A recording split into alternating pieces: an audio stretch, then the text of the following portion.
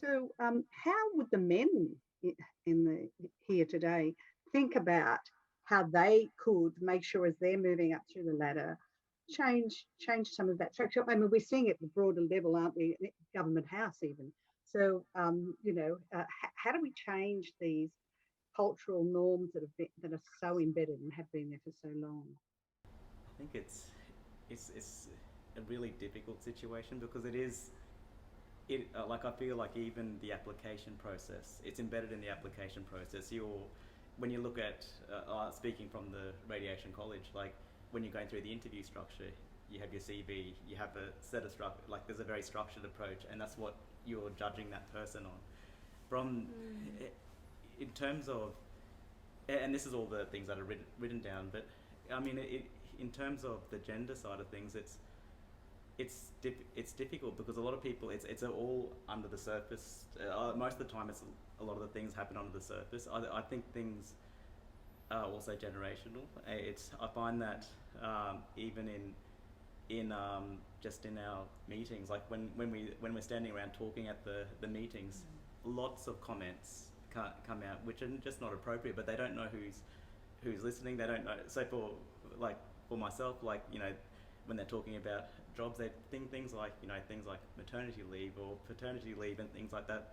It come up saying, this might affect the department, and they're things that shouldn't be discussed, but it's not stuff that's ever written down. So to address it, I think it has to come almost as it has to be addressed directly in those situations, in those social contexts, because there's not going to be you can have policies written down to say this is not allowed, this is not that we can't do that, but it's happening on a daily basis. I think as a male in the room, I think we see it a lot more because it's often talked around in male groups a lot more, and so I think probably most of the onus has to come from the male side. For me, How difficult is it to put your hand up?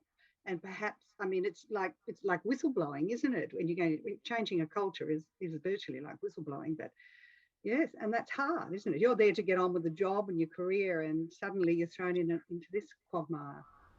it is difficult because again, even the hierarchy exists at our level too. Yeah. Like at a consultant level too, there's still that hierarchy. There, you feel that someone else has, there's more letters on their name and things like that. Yeah. That they do have that power over you too. So I think there is that fear element too. That it is something that's difficult to address. And I agree with Dom what you're saying. That I think the more senior you get, the more or the more power you have to actually make those changes, and it has to come from those people. But it's a difficult situation. And then if you are branded as the person to make those changes, then like you were saying, Nada, you start to become the troublemaker in the situation, and it's a really it's like the sort of Damocles. You don't know where you can like where you start. If you start, you might end up going down a terrible road, but it's a road worth taking. So I don't actually know the best way to. Can I might just add on to that, because I think there's a change that happens when you become a fellow, because whenever you're a junior doctor or a registrar, one of the key and most critical indicators for performance is obedience. And so yeah, that's so good. That's so true. If you don't obey, it could be, it doesn't matter what part of your assessment it falls under. It could be underperforming clinically. It could be, perceived as not being a team player or a lack of professionalism. But at all points of all of those performance indicators are dependent on your ability to obey instructions. And so we're not equipped with these skills to challenge the status quo commonly. And I think then all of a sudden the change happens when you become a consultant. And as you say, Nada, all of a sudden it's about your accomplishments and your research and your your merit. And that ability to perform by being very obedient is kind of taken away from you. So you have to perform in other ways, but learning to challenge the status quo when you've just been very, very good at following instructions for the last 12 years, it's very difficult to change. And it is a skill set, I think, that you do need. But having said that, when you start making those changes, then those talks don't start happening around you too. So you can't actually identify where the problem's actually happening too. So if you start if they know that you're the person who's going to be bringing up some of these issues, a lot of the problem sort of shifts away from you because and it doesn't shift. I mean, it just you just don't see it anymore. So I think for myself, for instance, like I'm about to go on paternity leave soon, and that was a big, like, initially I was, I couldn't get that and things like those, but then I haven't heard much of those talks anymore. Like, people don't talk about things like that in front of me. So it's just I think you don't get exposed when you start challenging things too. So it's hard to identify who to. Like, where you can, if someone makes a comment, you can't bring them up on it anymore because they won't make it in front of you anymore. So that's such an interesting point. It takes a lot of bravery and risk. I mean, there is a risk, as you're saying, that in somehow or other people will stop talking to you and it'll go underground or you won't become privy to it. And it takes a lot of bravery. But, if people, it's a bit like that ad, on the television at the moment where somebody calls out to a boy player, oh, you're playing like a girl. And there's the unmute button. And the old guy turns to the chap and said, what's wrong with playing like a girl?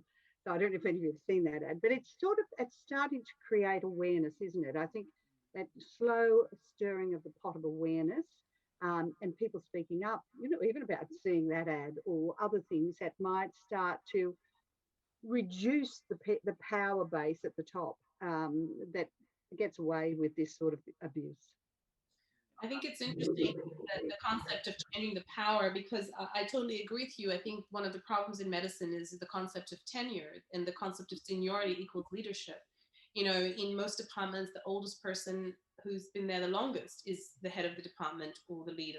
It's not based on leadership merit or accomplishment or anything like that. And so the challenge for us is to create change.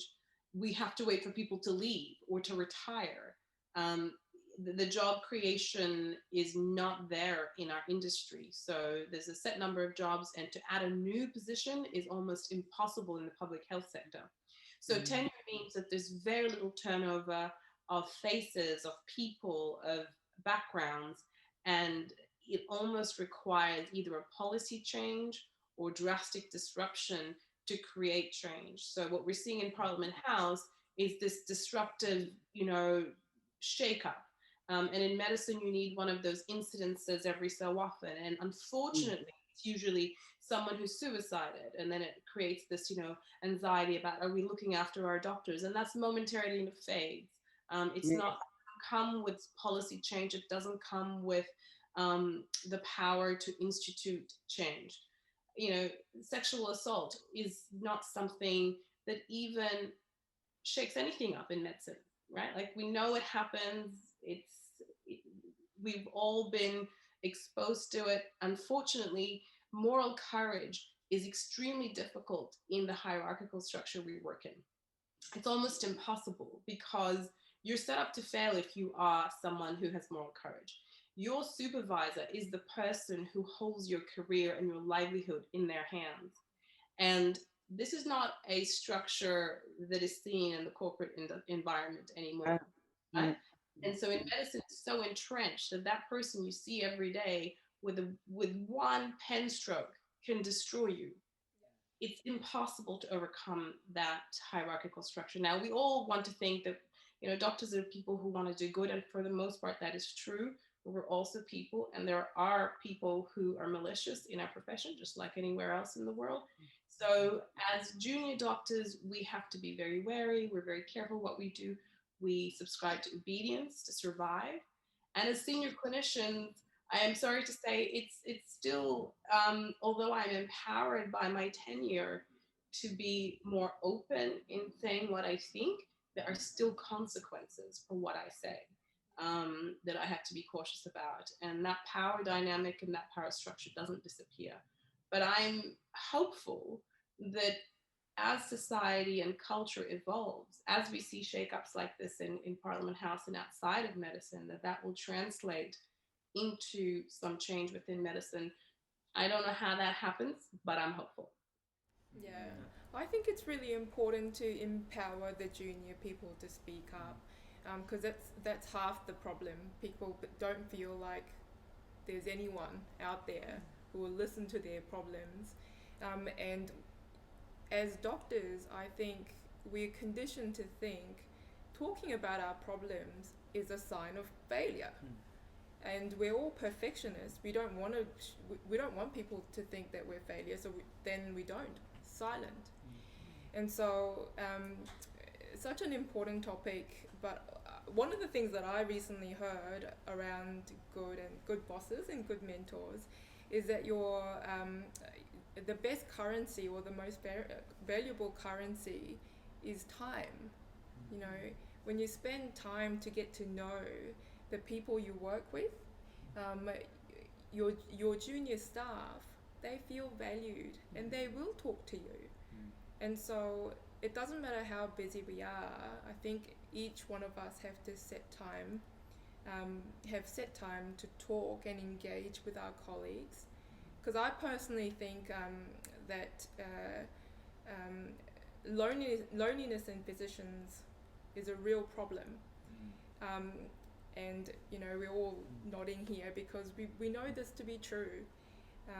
When we don't talk about our problems, what do? We go home and drink. We spend mindless money.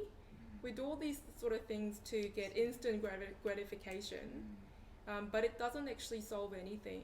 And the only stuff that helps is the connections that we make with people. And that's really something that I wanted to bring up during this particular topic. So, yeah. Could I ask one more question? How can you, as mid senior people heading up to top senior people, how can you let your students under you know, or not students, your staff under you know, or the ones that you would hope to mentor in the future, that you are a safe person? What would be the persona? What would be the things, the way you present yourself? What would be the things that you would say to them in terms of knowing that you are telling them you've got their back if something happens to them that is of an abusive nature, that you're a safe person to come to? Empathic, you're compassionate, and you are someone who calls things out in public. So if something is said and it's not right and you speak up, they recognize you as someone who is willing to stick out their neck for others. I think another way just to help solve, I mean, I think one thing I think is improving in medicine, though. I think the diversity as you have more people in medicine of all types of traditionally minority groups, I think that's something that's helping people to speak out, because you now have more people who are, you know, if you hear a comment like that, then someone will be more likely to speak up and you'll have more support for that person. So I think change will come, but it's going to be a slow pace, and I think that diversity is coming into medicine too. Yeah, absolutely. And I think that's probably why, I mean, it's probably a big generalisation, but in certain specialties like what we're mentioning, that change is a lot slower. So that's why you typically have a lot more issues in certain areas. So, I mean, that's one piece of hope, I guess, in the future. Yeah. And I think often the older generations, I notice, saying things like the millennials, they complain all the time. But I think it's about time that people started complaining about some things, and that's a good thing. And with every generation, I think there's good stuff and maybe bad stuff, but we have to embrace the good stuff. And I think this is the good stuff of the next generation, that you are willing to take on challenges and you are willing to question the status quo, and I think the future is looking bright because of that.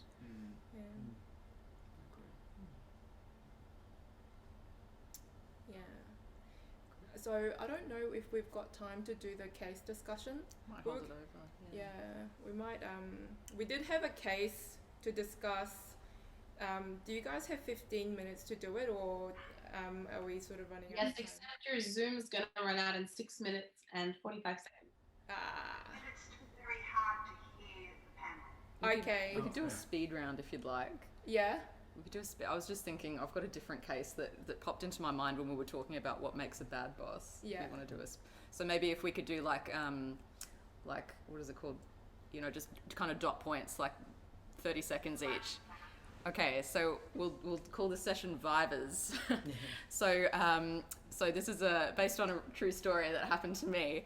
I was working in a team once as a junior registrar, the structure being a senior registrar above me and an intern, and I was a bystander watching the senior registrar tell the intern to take his keys, drive to his house and let his wife in, who'd locked herself out of his house, and then if he wouldn't mind moving the car afterwards, and on his way back if he could pick something up from the dry cleaner. And I was absolutely shocked, and I won't even say how I responded, but if you are peripherally aware of this abuse of power going on in your work team, how do you respond? Would you like to start, Dinesh?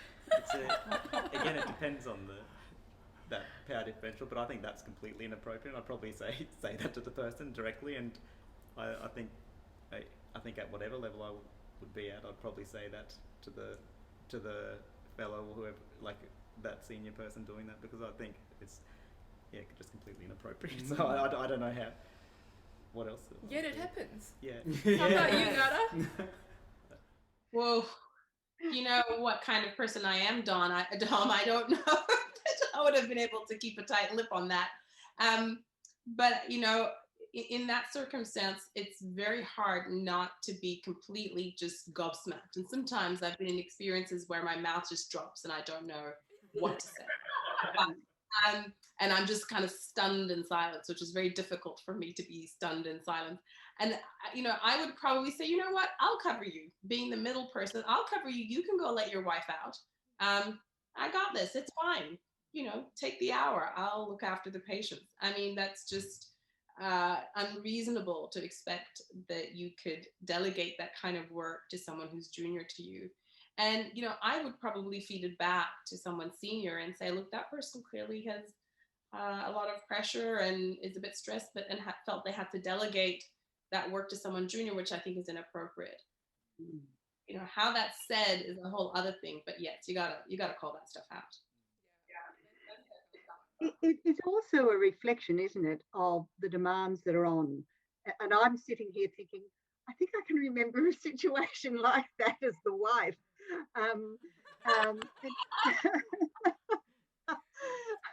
But it is a reflection, isn't it, of trying to multitask between family and a very demanding job, in particularly in senior positions, and all those practical, ordinary, everyday things that come up.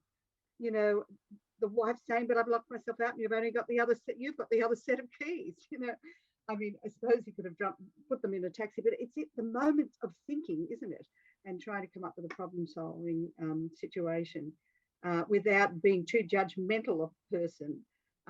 Maybe help them out, as you're saying, Nada, by coming up with a different solution to the problem. Masaki, anything? What would you be doing in that situation? I'm very much similar to Nada's way. I Shock. Yes, it's like, you know. On the floor. Exactly. Yeah. I would never ever believe anybody in the professional sphere to actually say that to a junior staff. Yeah. So I would be taken aback quite a bit, but I would probably approach it the same way as Nada, where, you know, I don't personally have the guts to confront in a way that, you know, you shouldn't be doing that sort of thing. And then particularly if this is the situation with power dynamics and senior colleagues, it's a really, really difficult situation. But you have to also be mindful that this is a junior, you know, your intern also that is involved. You've got responsibility to them too. Exactly. So I would step up to say that, yes, I can take care of this ward round or whatever that was the particular circumstance was. And then I think, you know, taking it up to a senior colleague above him to definitely inform that situation that is not appropriate. Because otherwise I think it will be the culture that will persist and go on unless it comes down from the top to make sure that that is addressed at the time. Yeah. I don't know. I probably would have said I crashed my car last month and lost my license. The white lie. Yeah. White lie. You don't want me to drive your car. Yeah. It's probably a nice Beamer. Yeah, that's right. And then take it up to the next level. Yeah, that was a good case, Kimberly. Yeah, thanks for bringing that up. Great case. What did you do? By the time I found out, the intern was already in the car. Oh. So I spoke to the offending senior registrar and I thought, I don't care about consequences. He needs to be educated that that's inappropriate. And then I apologised to the intern afterwards that I didn't find out in enough time to stop him. Yeah. I think I probably would have told Insurance issues as well, aren't there? So if the intern had an accident in the car, I mean, there's all sorts of other possible risks and consequences. Medical indemnity. If he was outside the hospital in hospital hours and something went wrong with the patient, there's no intern on the ward. Terrible. Yeah. I think I would have called the locksmith for him. Let's get back to the ward. Be creative. Call a taxi. Yeah. All right. Well, thank you everyone for your time. I think that was such a in-depth discussion. I learned a lot today. So thank you, team, and thank you to our invited guests. Yes, thank you. Thanks to everyone listening. Can't wait to do it again.